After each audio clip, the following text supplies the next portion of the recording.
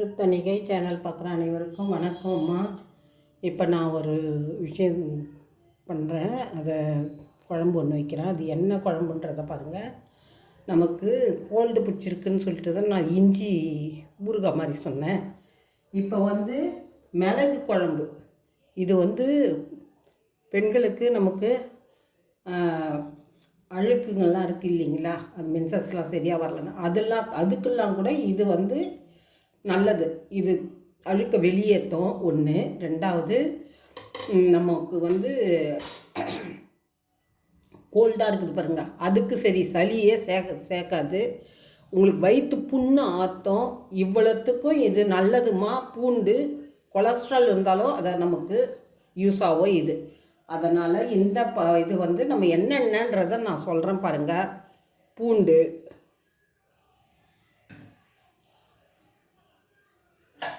முக்கியமாக இதுக்கு கடலைப்பருப்பு, துவரம்பருப்பு, மிளகு, சீரகம், புளி, கொஞ்சம் காஞ்ச மிளகாய், தனியா, கடுகு, கொஞ்சம் வெந்தயம், இது எல்லாமே போட்டு வறுத்து அரைச்சி நம்ம குழம்பு வைக்க போகிறோம். எப்படி வைக்க போகிறோன்றத இப்போ நான் உங்களுக்கு சொல்கிறேன். அடுப்பு சிறுகவே வச்சுக்கலாம் நம்ம, சரிங்களா?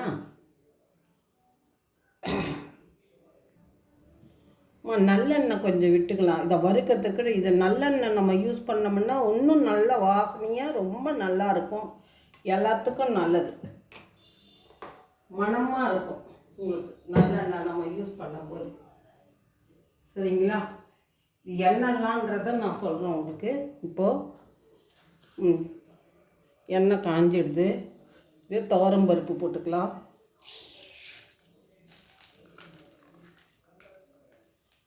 துவரம்பருப்பு, கடலைப்பருப்பு கொஞ்சம், நான் கொஞ்சமாக தான் பண்ணுறேன். எல்லாம் மொத்தமாகவே போட்டு வறுத்துக்கலாம். கொஞ்சம் தனியா,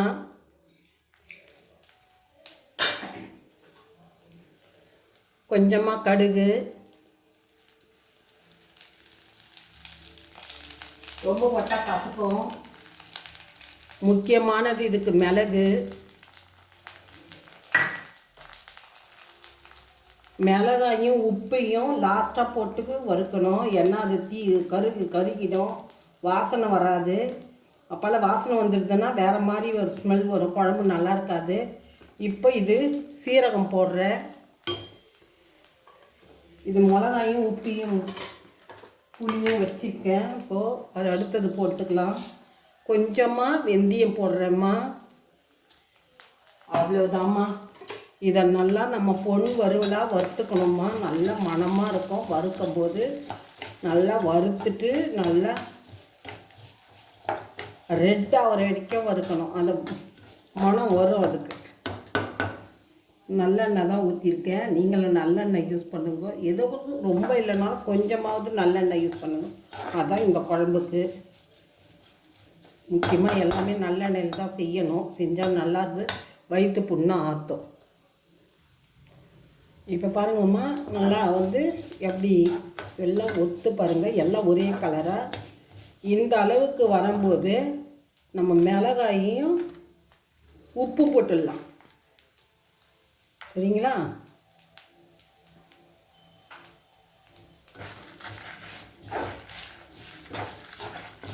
உப்பு இந்த பாருங்க, ஒரு 50 கிராம் புளி இதுக்கு பிரித்து நல்ல புளியாக இந்த பாருங்க, கொட்டை இல்லாமல். ஏன்னா நம்ம மிக்சியில் போட்டு ஆட்ட போகிறோம் இல்லை, அதுக்கு தப்பாடணும், இல்லைன்னா கொட்டை இருந்துச்சுன்னா.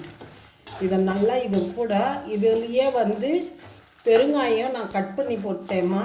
அதையும் நீங்கள் அதே மாதிரி பெருங்காயம் கொஞ்சம் இதில் சேர்த்துக்கோங்க, வாசனையாக இருக்கும்.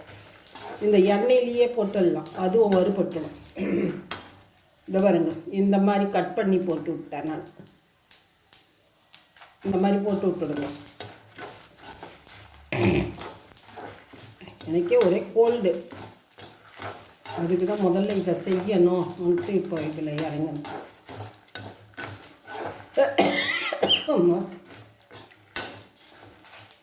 இதை செஞ்சு சாப்பிட்டு பாருங்கள், அதோட விடவே மாட்டீங்க நீங்கள். இது வறுபட்டாச்சுமா, இதை எடுத்து கொட்டிக்கிட்டு ஆறட்டும், மிக்சியில் ஆட்டு. இப்போ மஞ்சத்தூள் போட்டுக்கலாமா, கொஞ்சம் இறக்கும்போது மஞ்சத்தூள். ஏன்னா இந்த குழம்புல நம்ம போடுறத இதுலேயே போட்டுடணும், அடுத்ததில் போட மாட்டோம் சரிங்களா. அதனால மஞ்சத்தூள் கொஞ்சம் போட்டு இப்படி, ஏன்னா அந்த வாடை போயிடும், மஞ்சள் வாடை பாருங்க, அது போயிடும் அரைக்கிறதுக்கு போது சரிங்களா.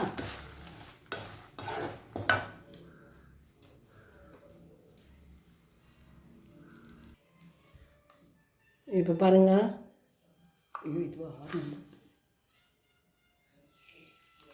கடுகு போடுறோமா, எண்ணெய் காஞ்செடுத்து இப்போ மறுபடியும் எண்ணெய் ஊற்றி கொஞ்சமாக கடுகு போட்டுக்கணும்.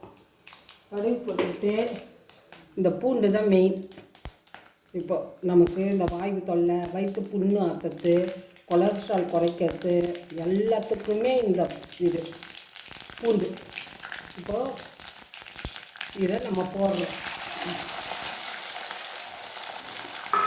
100 பூண்டு இருக்கோம்மா.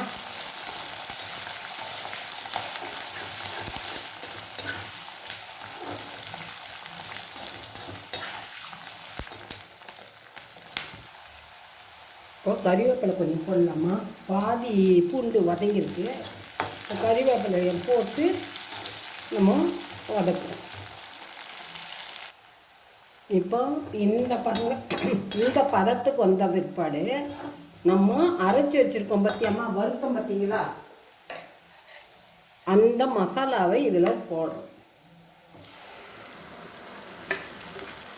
இதை செஞ்சு ஃப்ரிட்ஜில் வச்சுக்கிட்டோம்னா 15 நாள்னா கூட நம்ம யூஸ் பண்ணலாமா, கெடவே கெடாது சரிங்களா.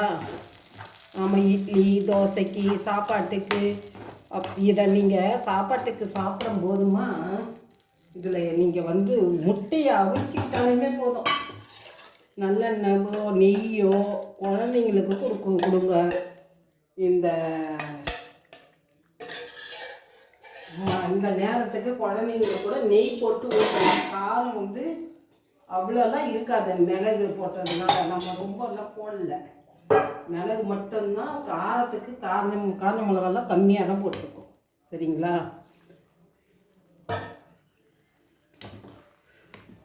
இந்த மாதிரி நம்ம கரைச்சிட்டு கொஞ்சம் தண்ணி போட்டுட்டு நம்ம இதை இப்போ இதுக்கு தேவையான உப்பு போடுறோம். இது வரைக்கும் போடவே இல்லை. இப்போ இதை பார்த்துக்கோங்க, எவ்வளோ உப்பு போடுறோம் சரிங்களா.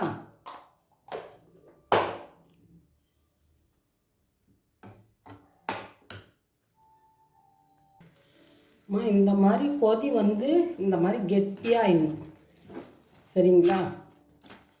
இது பாருங்க, நம்ம இது மாதிரி அள்ளி நம்ம வச்சு சாப்பிட்றதுக்கோ சாப்பாட்டுக்கு போடுறதுக்கு தண்ணியாகவும் வச்சுக்கலாம், குழம்பு மாதிரி. நம்ம கொஞ்சம் நாள்பட்டு வைக்கத்தாந்தா இப்போ இறக்கும்போது இப்படி நல்லெண்ணெய் விட்டு இறக்கணும்னா அந்த வாசனை மனம் போகவே போகாது சரிங்களா.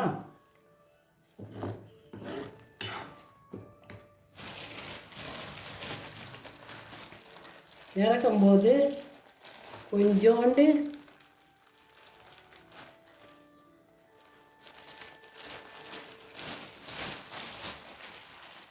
ரொம்ப வேண்டாமா, கொஞ்சோண்டு வெல்லம் போட்டுக்கோங்க சரிங்களா. அது போட்டு கொஞ்சம் நேரம் கழித்து இறக்கிட வேண்டியது இந்த எண்ணெயோட. அப்போ நல்லெண்ணெய் வாசனையோடு இருக்கும்.